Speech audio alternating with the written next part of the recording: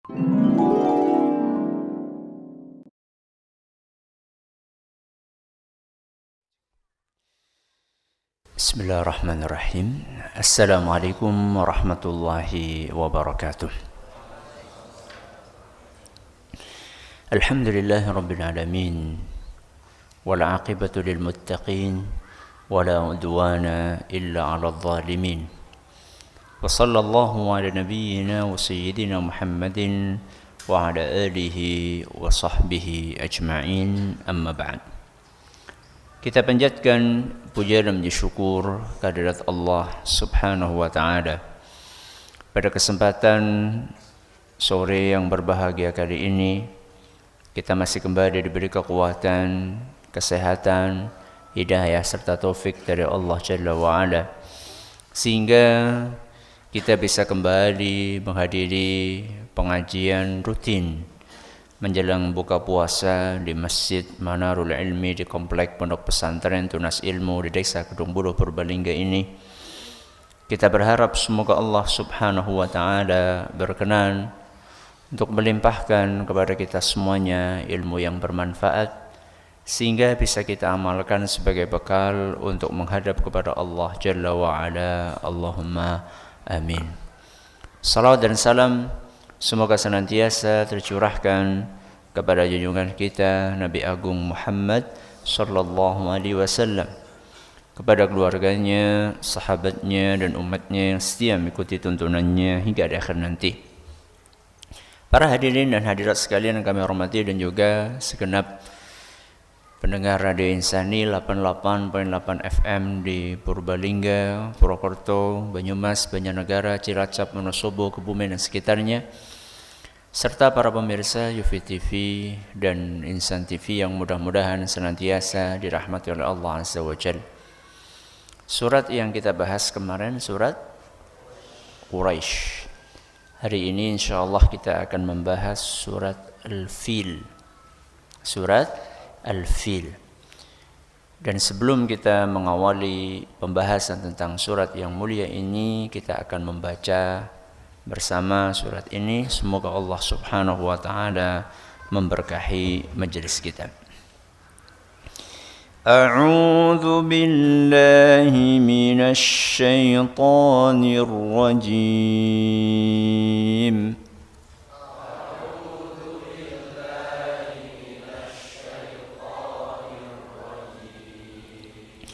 Bismillahirrahmanirrahim.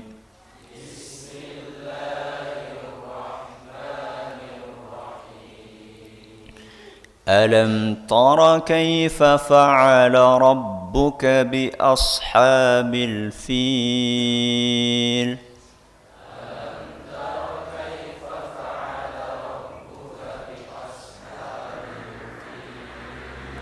ألم يجعل كيدهم في تضليل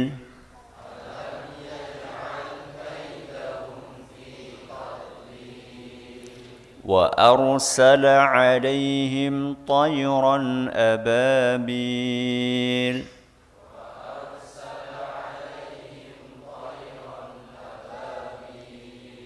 ترميهم بحجارة من سجيل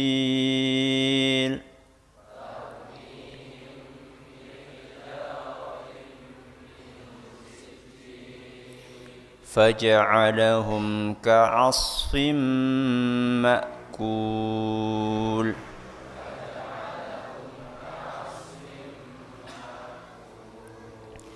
Surat Al-Fil, berdasarkan kesepakatan para ulama, surat ini adalah Makkiyah.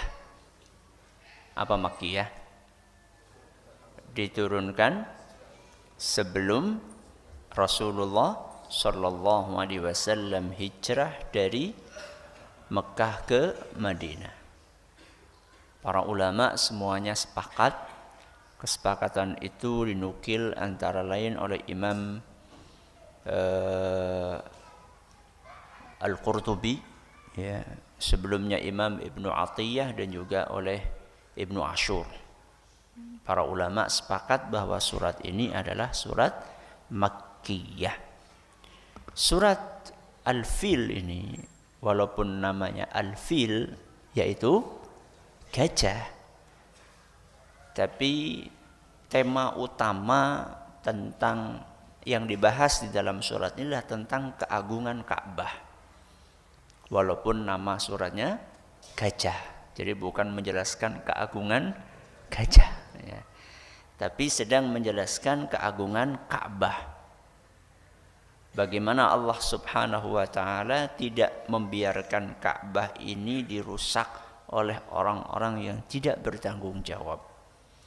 Allah sendiri yang turun tangan untuk menghancurkan manusia-manusia jahat yang ingin merusak Ka'bah.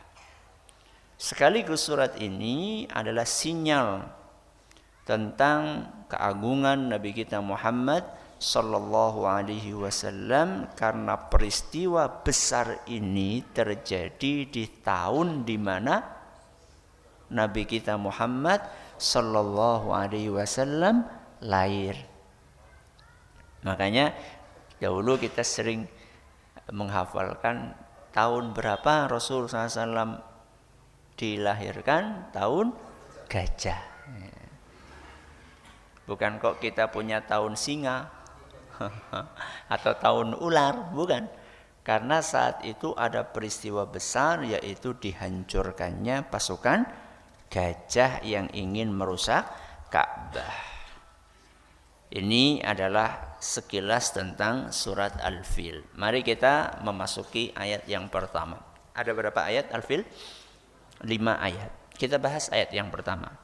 Allah Subhanahu wa Ta'ala berfirman, alam tara, tidakkah engkau melihat?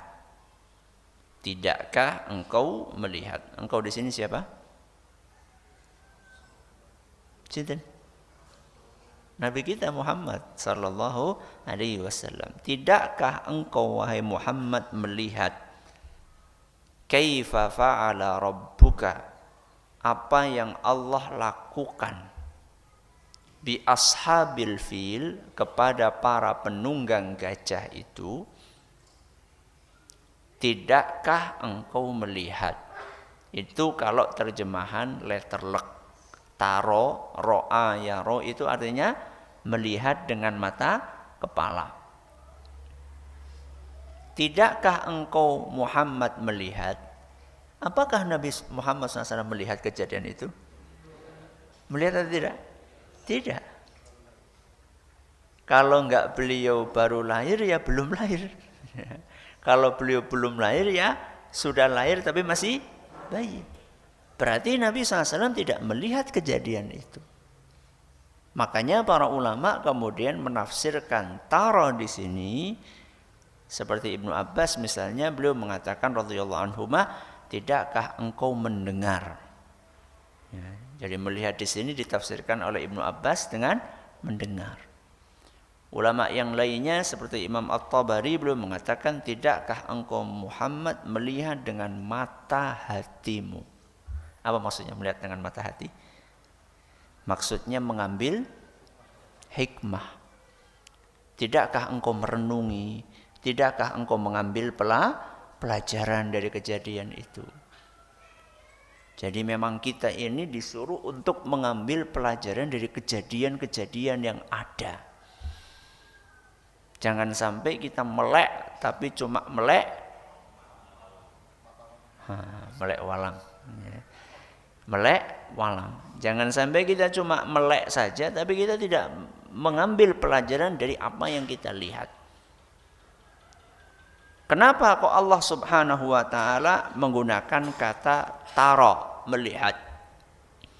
Karena kejadian ini adalah kejadian besar yang sudah masyhur di antara para ahli sejarah, sehingga seakan-akan saking masyhurnya Nabi kita melihatnya langsung. Saking apanya? Saking masyhurnya, saking terkenalnya cerita ini. Sampai Allah Subhanahu wa Ta'ala menggunakan kata tara, alam tara, tidakkah engkau melihat? Tidakkah engkau melihat? Ya, ini pertanyaan atau bukan? Tidakkah engkau melihat? Pertanyaan atau bukan? Pertanyaan. Tapi ini pertanyaan maksudnya bukan nanya untuk dijawab iya atau tidak gitu. Jadi makanya Nabi SAW ketika turun surat ini, alam tara, tidakkah engkau melihat? Nabi tidak menjawab iya atau tidak. Karena pertanyaan di sini maksudnya adalah untuk menegaskan bahwa ini kejadian betul-betul terjadi wahai Muhammad. Sering sekali di dalam Al-Quran Allah subhanahu wa ta'ala menggunakan redaksi pertanyaan, tapi tujuannya bukan untuk bertanya, tapi tujuannya ingin menegaskan. Contoh misalnya ketika kisahnya Nabi Adam alaihissalam dan istrinya siapa? Hawa, ketika beliau berdua melanggar larangan Allah subhanahu wa ta'ala. Sudah dibilang jangan deket-deket sama pohon itu, ternyata tetap mendekati karena tergoda oleh bisikannya siapa? Iblis. Ya. Maka begitu terjadilah apa yang terjadi, melanggar, akhirnya auratnya terbuka. Allah subhanahu wa ta'ala berfirman, وَنَادَاهُمَا رَبُّهُمَا.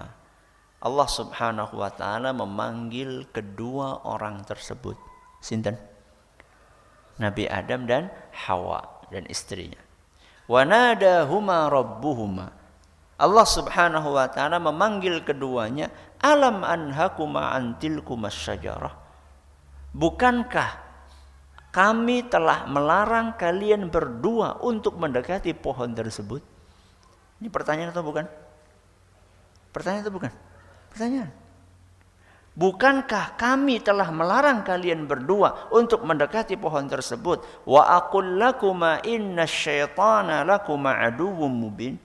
Dan aku, kata Allah, juga sudah mengatakan kepada kalian berdua bahwa setan itu adalah musuh yang nyata buat kalian. Pertanyaan? Pertanyaan. Tapi apakah maksudnya betul-betul Allah bertanya kepada Nabi Adam sehingga Nabi Adam perlu menjawab iya dan tidak? Bukan. Ini pertanyaan dengan maksud untuk menegaskan bahwa apa yang aku sampaikan kepada kalian berdua ini masalah serius, benar-benar. Ya. Makanya ayat berikutnya itu surat Al-Baqarah surat Al-A'raf ayat 22. Surat apa? Al-A'raf ayat 22. Ternyata ayat 23 ketika Allah menyampaikan pertanyaan tadi, Nabi Adam tidak menjawab iya wahai Rabbi. Enggak. Tapi langsung Nabi Adam dan Hawa berkata, qala rabbana zalamna anfusana wa illam taghfir lana wa tarhamna lanakunanna minal khasirin. Nabi Adam bukan menjawab iya wahai Rabbi, bukan, walaupun isinya pertanyaan. Tapi Nabi Adam langsung berdoa kepada Allah, Rabbana zalamna anfusana, wahai Rabbi kami ngaku salah. Ya, enggak perlu menjawab iya, karena memang pertanyaan itu tujuannya bukan untuk menanyakan bukankah betul, bukan. Sebagaimana tadi, alam tara kaifa fa'ala rabbuka bi ashabil fil, tidakkah engkau melihat? Tujuannya bukan Allah bertanya kepada Nabi Muhammad SAW, tapi Allah menginginkan Nabi Muhammad SAW mengambil apa tadi? Pelajaran dari kejadian nyata yang sudah masyhur tersebut. Alam tara kaifa fa'ala rabbuka. Tidakkah engkau mengambil pelajaran dari apa yang Allah perbuat? Apa yang Allah perbuat? Ini nanti akan dijelaskan di ayat-ayat selanjutnya. Jadi di sini Allah baru menjelaskan secara global. Allah telah melakukan sebuah tindakan. Apa tindakan tersebut? Nanti akan dijelaskan. Tindakan itu Allah timpakan bi ashabil fil. Ashab itu kira-kira kalau terjemahan letterak ya teman. Temannya apa? Temannya gajah. Ya. Tapi maksudnya di sini adalah bukan teman CS, bukan. Nah, teman di sini maksudnya adalah pasukan gajah. Para ahli sejarah mengatakan bahwa pasukan gajah itu jumlahnya nggak banyak, paling sekitar belasan. Ada yang mengatakan 8, ada yang mengatakan 12. Sisanya apa? Sisanya ribuan pasukan manusia. Kenapa kok mereka dinamakan pasukan gajah padahal gajah ekor sedidik? Gajahnya minoritas atau mayoritas? Minoritas. Mayoritasnya manusia. Kenapa kok diistilahkan dengan pasukan gajah? Kenapa? Ya karena paling gede. Sing paling keton. Yang paling kelihatan adalah gajah tersebut. Akhirnya mereka diistilahkan dengan pasukan gajah. Walaupun mayoritas isinya bukan gajah. Bagaimana ceritanya pasukan gajah itu bisa datang? Ahli sejarah dan para ahli tafsir itu menjelaskan. Ini bermula dari apa yang dilakukan oleh Abraha. Siapa Abraha? Abraha itu gubernurnya Yaman. Yaman itu saat itu dikuasai oleh negeri Habasyah. Jadi Yaman saat itu adalah wilayah di bawah kekuasaannya nopo? Habasyah. Habasyah sekarang mana? Ethiopia. Ya. Jadi Habasyah ini menugaskan seorang namanya Abraha untuk menjadi gubernur mana tadi? Yaman. Abraha ini berbuat salah.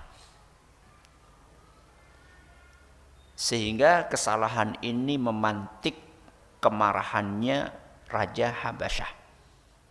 Dan saat itu Habasyah ini penguasanya adalah seorang raja yang bernama Ashamah. Siapa namanya? Ashamah. Ashamah ini kakeknya Raja Najasyi. Siapa Najasyi? Jadi amleng teman. Siapa Raja Najasyi? Ya rajanya Habasyah yang masuk Islam. Rajanya Habasyah yang masuk Islam di zaman siapa?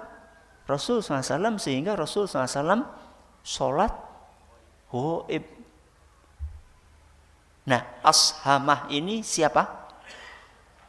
Kakeknya Najasyi. Kakeknya Najasyi. Nah, si Abraha ini melakukan kesalahan besar sehingga membuat Ashamah marah besar. Ya. Nah, dalam rangka untuk memadamkan, untuk mengurangi emosinya si penguasa Habasyah ini, yaitu Ashamah, maka Abraha ini bilang sama Ashamah, saya akan bikinkan gereja terbesar. Ya. Karena mereka Nasrani. Saya akan bikinkan gereja terbesar di Yaman, dan saya akan bikin gereja ini dengan kemewahan yang belum ada saat itu. Makanya dibikin luar biasa besarnya, halamannya luas, pernik-perniknya luar biasa.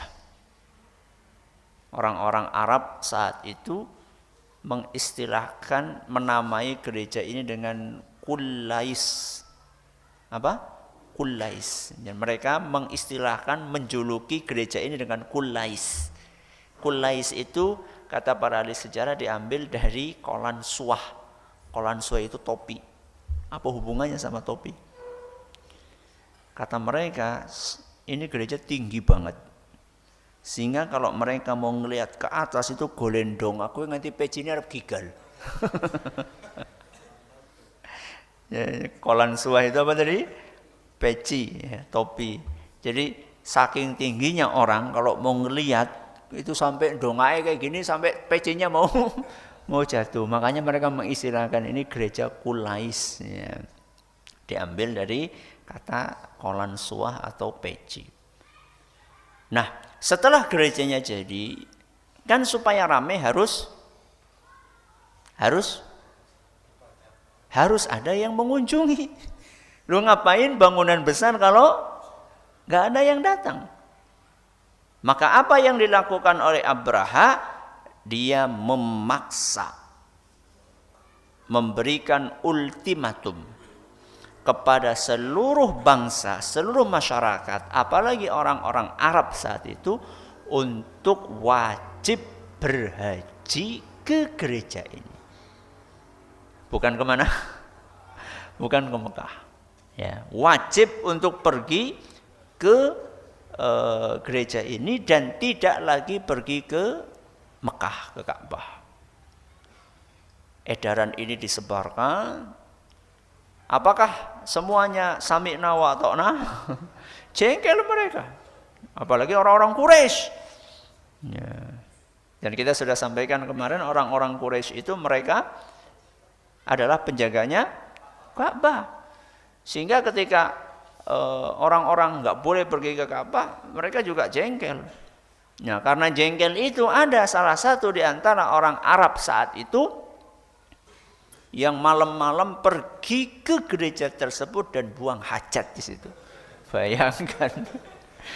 Sebagai bentuk apa? Protes, buang hajat. Gak cukup hanya buang hajat. Hajatnya itu kemudian dilumurkan kemana? Ke temboknya. Lulus langsung pergi lari. Balik lagi kemana? Balik lagi ke Mekah. Dilaporkanlah kejadian itu oleh tentaranya Abraha ke siapa? Abraha.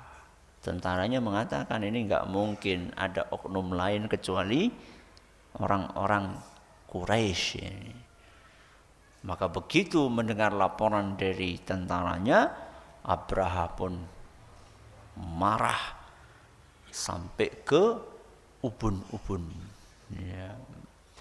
Lalu dia pun bersumpah akan menghancurkan Ka'bah rata sampai tanah.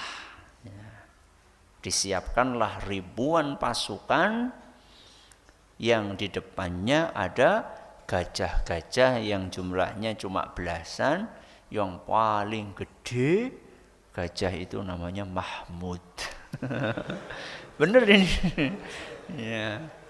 Jadi enggak apa-apa jenengan yang namanya Mahmud, enggak apa-apa.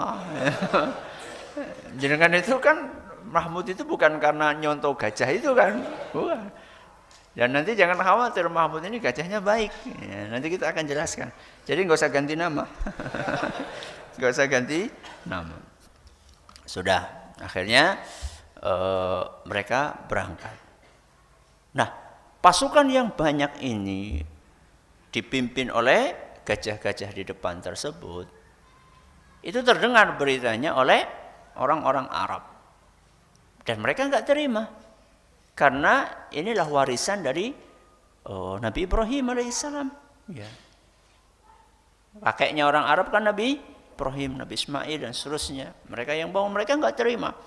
Akhirnya tidak sedikit di antara kabilah-kabilah tersebut yang berusaha menghadang pasukan ribuan tadi yang lengkap dengan persenjataan dan gajahnya. Mereka berusaha menghadang. Tapi ya enggak ada apa-apanya. Dilibas habis sudah. Bahkan para pemimpin kabilah-kabilah itu malah dijadikan tawanan. Ya, dijadikan tawanan plus penunjuk jalan. Ya, supaya bisa sampai ke mana? Supaya bisa sampai ke Ka'bah. Sudah akhirnya intinya pasukan tersebut tidak menghadapi kendala yang berarti sedikit pun selama perjalanan menuju ke Ka'bah. Mendekati Ka'bah, mendekati kota Mekah, pasukan mereka itu singgah di sebuah tempat. Di tempat itu ada onta-onta yang sedang digembalakan. Maka mereka pun merampas onta-onta tersebut. Nah, di antara onta-onta yang dirampas itu ada onta milik Abdul Muttalib. Sinten Abdul Muttalib? Kakeknya Nabi kita Muhammad sallallahu alaihi wasallam. Dan onta Abdul Muttalib yang dirampas itu ada 200 ekor. Lumayan atau tidak? Lumayan. Ya. Onta gitu kira-kira harganya kayak sapi lah, unda-undi gitu ya. mirip-mirip 11-12 ya. Kalau sapi kemarin berapa? 15-20 ya. Berarti kan 20 kali 200 berapa? 4 miliar ya. 4 miliar lumayan loh. Orang lumayan maning, lumayan banget. Akhirnya datanglah Abdul Muttalib menemui Abraha. Abdul Muttalib ini orangnya ganteng, ya, tampan, gagah, berwibawa, sehingga ketika Abdul Muttalib ini datang ke tempatnya Abraha, ke tendanya Abraha, Abraha pun langsung segen melihat kewibawaan siapa? Abdul Muttalib. Maka disuruhlah duduk di sampingnya Abraha, pakai penerjemah Abraha. Ya. Abraha pakai penerjemah, terus bilang sama penerjemahnya, coba tanyakan ke Abdul Muttalib kenapa dia pengen datang ke sini. Ya. Singkat cerita, Abdul Muttalib mengatakan, saya pengen ontaku dikembalikan. Saya pengen ontaku dikembalikan. Begitu diterjemahkan kayak gitu, langsung Abraha berkata, loh, kok nanyanya onta? Ya. Dia mengatakan, saya ketika pertama kali ngelihat kamu, saya itu segen. Kamu tuh berwibawa. Begitu kamu menjelaskan tujuanmu ke sini cuma pengen ontamu dikembalikan, sudah jatuh wibawamu di mataku. Ini kamu bukannya ngelobi aku bagaimana supaya Ka'bah ini diselamatkan. Kok malah kamu ngelobi aku tentang masalah nasib ontamu ini loh. Ya. Bukankah Ka'bah ini lebih istimewa? Inilah warisan nenek moyang kalian. Kenapa engkau tidak melobi aku tentang Ka'bah ini, kok malah melobi aku tentang ontamu? Apa jawaban dari Abdul Muttalib? Ana Rabbul Ibil. Ana Rabbul Ibil. Aku ini statusnya pemilik onta. Aku ini statusnya pemilik onta.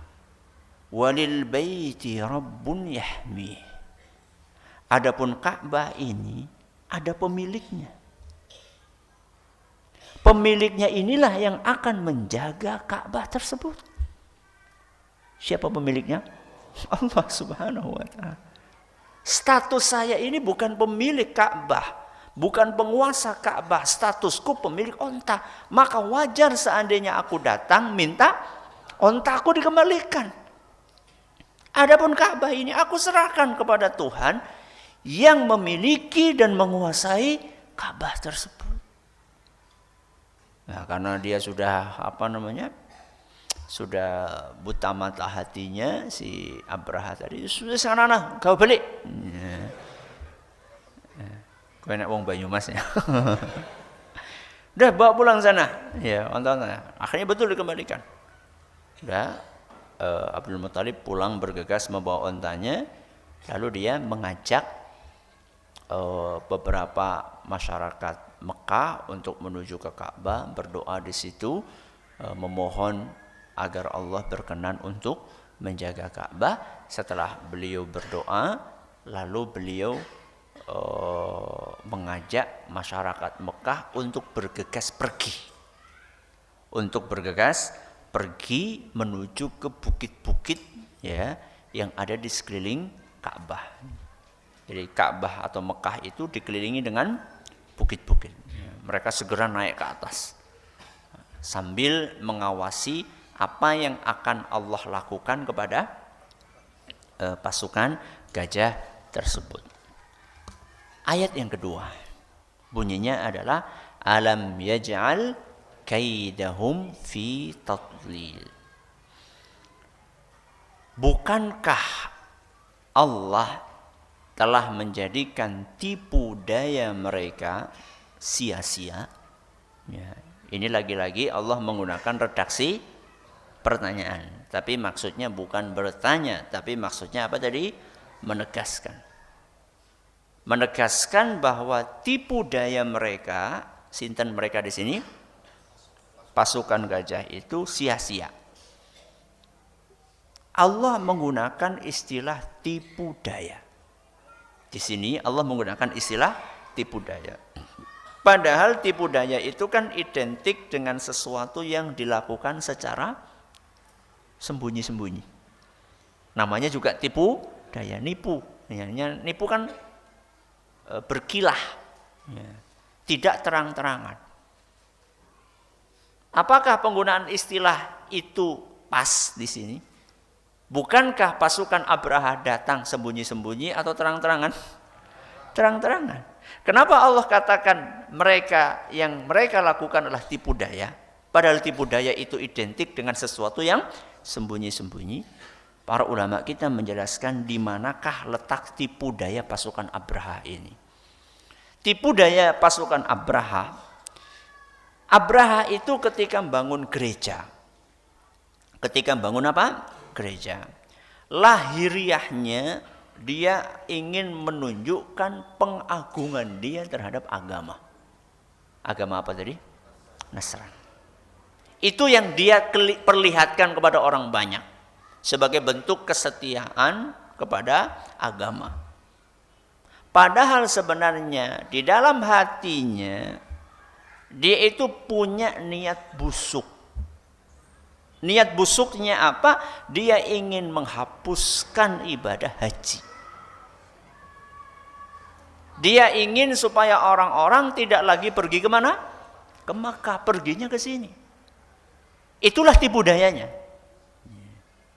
Dan juga kata para ulama kita, tipu dayanya juga, Abraha ini sebenarnya dia punya misi bisnis.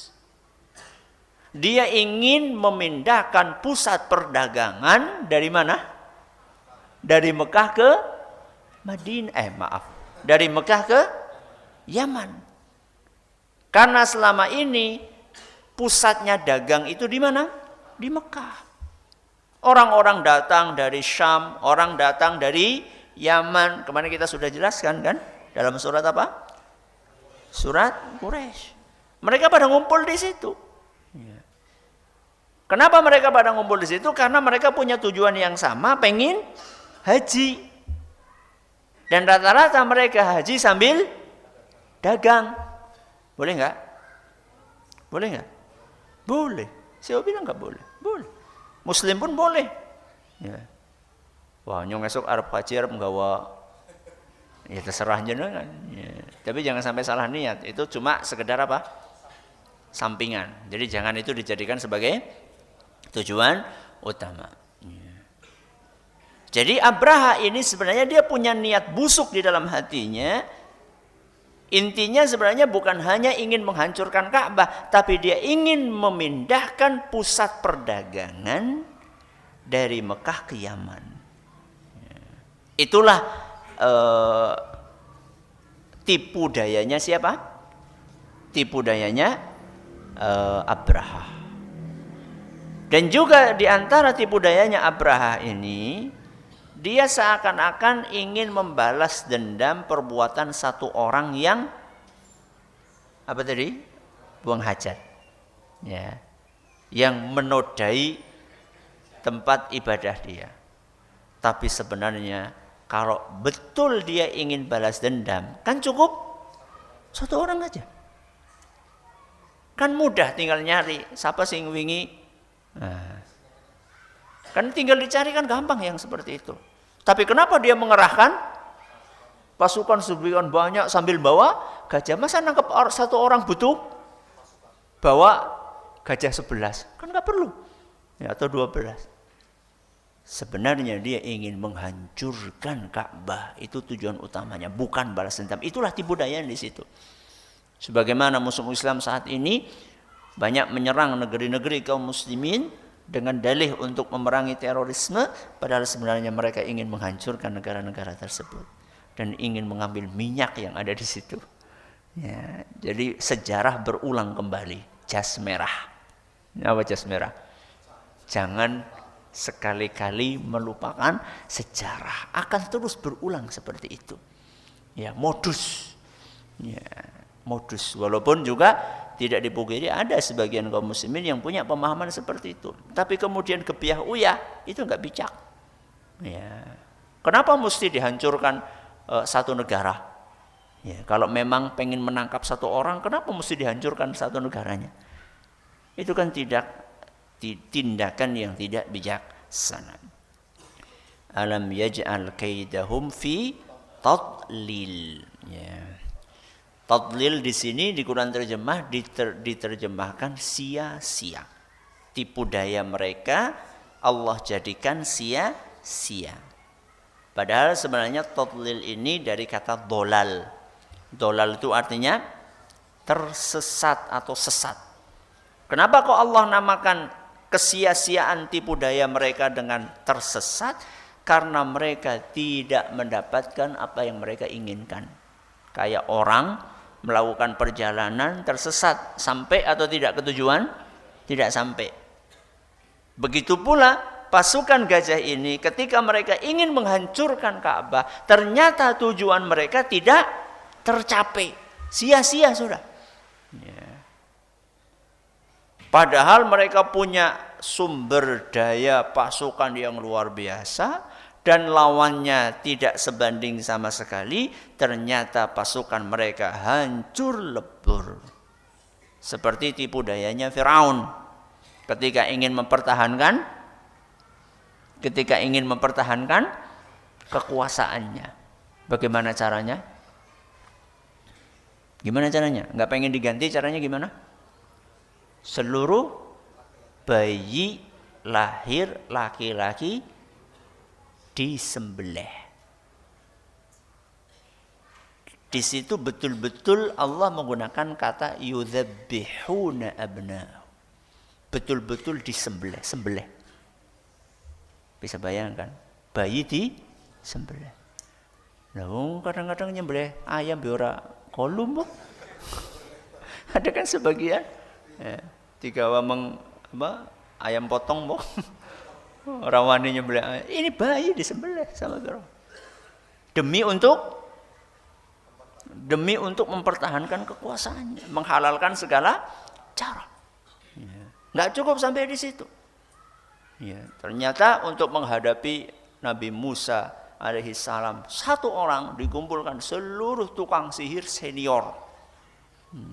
Bukan tukang sihir junior, bukan. Yang senior semuanya dikumpulkan untuk menghadapi Nabi Musa. Kalah juga ternyata. Akhirnya dikejarlah Nabi Musa alaihissalam, ya, beserta pengikutnya dikejar sampai kepepet di mana? Di tepi Laut Merah. Dia pikir akan berhasil saat itu. Ternyata malah Firaun dan pasukannya yang tenggelam. Ya. Seperti itulah tipu dayanya Firaun, ingin mempertahankan kekuasaannya. Hancur Firaun, sia-sia. Sebagaimana Abraha ketika dia ingin untuk menghancurkan Ka'bah, dia bawa sekian ribu pasukan, dia bawa juga gajah-gajahnya, ternyata semuanya sia-sia. Karena yang dihadapi adalah Allah Subhanahu wa ta'ala. Nah, sekarang kita baru cerita tentang detailnya bagaimana pasukan gajah itu hancur. Ya. Begitu sampai di depan Ka'bah,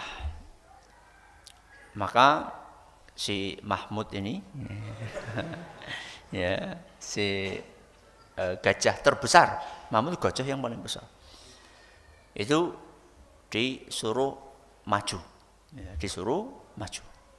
menuju kemana? Ka'bah. Ternyata Mahmud ini begitu diarahkan ke arah Mekah, ke arah Ka'bah, duduk, nggak mau maju. Akhirnya dicoba sama sopirnya, ya, sama pawangnya supaya madep ke lain arah. Begitu dihadapkan ke lain arah, berdiri, mau jalan, bahkan mau lari dia. Ketika diarahkan ke sana mau, ketika balik mau, malah ketika balik banter melayunya. Ya. Itu si Mahmud. Ya. Makanya nggak usah ganti nama. Ya, ini gajah baik. Nah, Mahmud ini kan pemimpinnya para gajah. Nah begitu Mahmud lari, gajah-gajah yang lain ikut lari. Ya. Tapi ada sebagian gajah yang mau. Nah, begitu gajah-gajah yang mau itu mulai datang, mulai merangsek menuju ke Ka'bah beserta dengan ribuan pasukan-pasukannya Abraha, saat itulah Allah kemudian mengirim wa arsala alaihim tayran ababil. Saat itulah Allah Subhanahu wa taala mengirim burung yang berbondong-bondong. Ababil itu artinya berbondong-bondong dari segala penjuru. Ya, ababil itu sebenarnya bukan nama burung. Ababil itu adalah kalimat yang artinya berbondong-bondong dari segala penjuru. Wa arsala alaihim, Allah mengutus, Allah mengirim toiron, burung ababil. Apa dari ababil? Yang berbondong-bondong dari segala penjuru. Nah, burung-burung ini disebutkan dalam beberapa buku-buku sejarah itu burungnya ukurannya ya kayak kelelawar. Kecil burungnya. Ya. Akan tetapi serem, mukanya itu serem. Mukanya itu kayak binatang buas. Ya. Mukanya kayak binatang buas, sedangkan tangannya itu seperti, kakinya itu seperti kaki anjing. Ya. Itu burung yang disebutkan di sini. Nah, burung ini datang bukan sekedar datang. Ya, datang dengan membawa batu. Ya, tarmihim bihijaratim min sijil. Ya. Jadi mereka itu membawa batu sijil. Sijil itu adalah tanah yang sudah dibakar. Nyala tanahnya. Dan masing-masing burung membawa tiga batu. Kerikil. Batunya kerikil. Wong burungnya seukuran kelelawar, berarti kan batunya kecil. Batunya kecil-kecil. Ya. Mungkin kalau sekarang ya seukuran kelereng. Batunya seukuran kecil-kecil. 3, satu di kaki atau tangan kanan, satu di kaki atau tangan kiri, satunya di paruhnya. Jadi satu burung membawa 3. Dan sebagian ahli tafsir menyebutkan bahwa batu yang dibawa oleh burung-burung tersebut itu sejenis dengan batu yang digunakan untuk melempari kaumnya Nabi Lut. Kaumnya Nabi Lut. Makanya istilahnya sama, sijil. Ya. Ceritanya Nabi Lut itu, kaumnya Nabi Lut antara lain ada dalam surat Hud ayat 83. Surat apa? Hud ayat 83. Falamma jaa amruna, ketika datang azab kami, ja'alna 'aliyaha safilaha. Kami jadikan negeri kaum Lut yang di atas kami jadikan di bawah. Kepada maksudnya dibalik. Ya. Manusia yang suka sejenis itu telah mengotori bumi, sehingga mereka perlu dimusnahkan dari bumi ini dengan cara dibalik sama Allah. Gak cukup hanya sekedar dibalik. Kalau dibalik berarti kan sudah apa? Sudah gak ada. Wong sudah dibalik kok. Ternyata masih oleh Allah Subhanahu wa taala, wa amtarna 'alaiha hijaratan min sijilin mandud. Sijil, sama kan? Lalu kami hujani mereka dengan batu-batu dari tanah yang terbakar. Jadi betul-betul bumi satu dibersihkan dari makhluk-makhluk yang tidak layak tersebut. Ya. Kembali kepada kisahnya siapa? Abraha. Jadi burung-burung tersebut ketika terbang dia membawa kerikil-kerikil itu. Kerikil-kerikil itu dijatuhkan. Dilemparkan sama burung. Tarmihim, dilemparkan oleh burung-burung tersebut. Mengenai pasukan-pasukan dan gajah-gajah yang ngotot tetap melaju ke arah Ka'bah. Berarti Mahmud selamat. Ya, Mahmud selamat sama beberapa anggotanya. Ya, sama beberapa anggotanya yang manut itu selamat mereka. Ya. Yang nggak selamat ya itu, yang tetap ngotot untuk menyerang Ka'bah. Ya. Apa efeknya batu kecil tersebut? Jangan lihat apanya, kecilnya. Efeknya faja'alahum ka'asfim ma'kul. Maka Allah jadikan pasukan tersebut seperti daun yang dimakan ulat. Apa maksudnya? Bolong-bolong. Bolong-bolong. Kata para ahli sejarah, batu itu setiap jatuh ke kulit maka akan membolongi kulit itu sampai tembus. Jadi misalnya jatuhnya itu di perut, maka akan tembus ke belakang. Bolong. Sebagian ahli sejarah mengatakan kalau jatuhnya di kepala, tembusnya ke dubur. Ya. Wah, sudah hancur itu pasukannya. Hanya dengan apa? Burung. Gajah dilawan burung.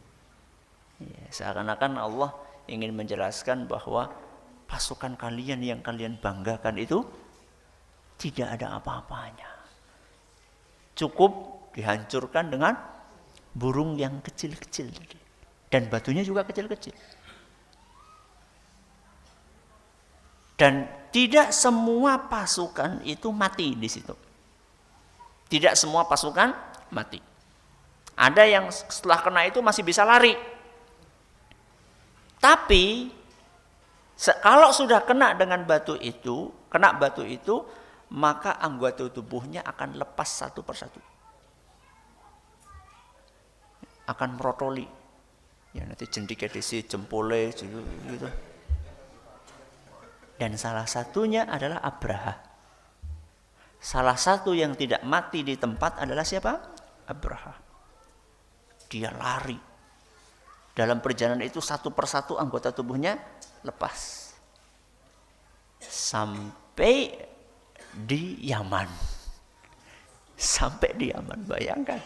Lepas satu persatu sampai di Yaman. Begitu sampai di Yaman, ngasih tahu sama orang Yaman hasil dari serbuan tersebut. Ya. Setelah menyampaikan berita itu kepada penduduk Yaman, jantungnya pecah, kemudian mati di situ. Ya. Jebol dadanya. Itulah akhir dari kisah pasukan gajah.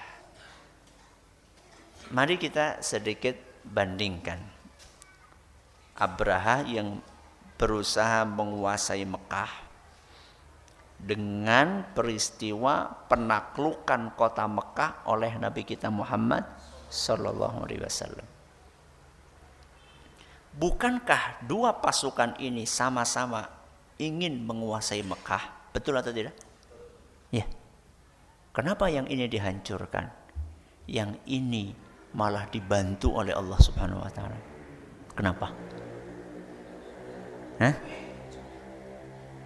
Karena maksudnya berbeda. Maksud dari pasukan gajah itu ingin menghancurkan, maksud dari pasukan gajah itu ingin menghancurkan Ka'bah, ingin menguasai Ka'bah, ingin merusak di situ. Sedangkan pasukan Nabi kita Muhammad SAW ketika Fathu Makkah maksudnya ingin menyelamatkan Mekah dari apa? Dari kesyirikan. Ya. Makanya dua pasukan ini berbeda. Pasukan Abraha masuk ke Mekah dalam kondisi congkak, sombong, gumede, ya, pongah. Ya. Sedangkan Nabi kita SAW masuk Mekah itu dalam keadaan menundukkan kepalanya. Ya. Sebagai bentuk syukur dan tawadhu'nya Nabi kita kepada Allah. Diceritakan saking beliau nunduknya, kata para ahli sejarah, sampai jenggot beliau itu hampir menyentuh pelana tunggangannya. Jadi beliau kan masuk sambil naik tunggangannya. Jadi nunduknya itu saking nunduk banget. Itu sampai jenggotnya itu hampir menyentuh pelananya. Merendah Nabi kita Muhammad sallallahu alaihi wasallam sambil menundukkan kepala, beliau membaca firman Allah Subhanahu wa taala, "Inna fatahna laka fatham mubina." Menurut sebagian ulama, beliau membaca ayat ini. Ya. Kemudian setelah itu sambil membawa busur, beliau merobohkan apa? Apa yang dirobohkan? Patung-patung berhala-berhala yang ada di sekeliling Mekah. Beliau membaca firman Allah, wa qul ja'al haqqu wa zahaqal batil innal batila kana zahuqa. Kebenaran telah datang, maka kebatilan pun akan musnah. Seandainya kebenaran itu telah datang, kebatilan pasti akan musnah.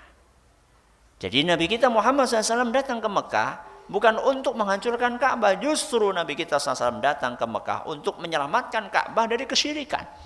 Makanya Nabi kita SAW dibantu oleh Allah Subhanahu wa taala. Tidak menghadapi perlawanan yang berarti. Padahal dahulunya Nabi kita Muhammad SAW tertindas. Dahulunya Nabi SAW minoritas. Berbeda dengan pasukannya siapa? Abraha. Itu kan besar pasukannya saat itu. Full kekuatannya. Nabi kita Muhammad SAW datang juga dengan full kekuatan, akan tetapi karena tujuannya baik, maka dibela, dibantu sama Allah. Sedangkan Abraha tujuannya jahat, dihancurkan sama Allah Subhanahu wa ta'ala. Inilah akhir dari tafsir surat Al-Fil. Mudah-mudahan bermanfaat buat kita semuanya. Kita akan lanjutkan insyaAllah pada surat berikutnya di pertemuan yang akan datang. Terima kasih atas perhatiannya. Mohon maaf atas segala kurangnya. Kita tutup dengan membaca Subhanakallahumma bihamdika asyhadu an la ilaha illa anta astaghfiruka wa atubu ilaik. Assalamualaikum warahmatullahi wabarakatuh. Jangan lupa untuk subscribe dan share bila kajian ini dirasa bermanfaat.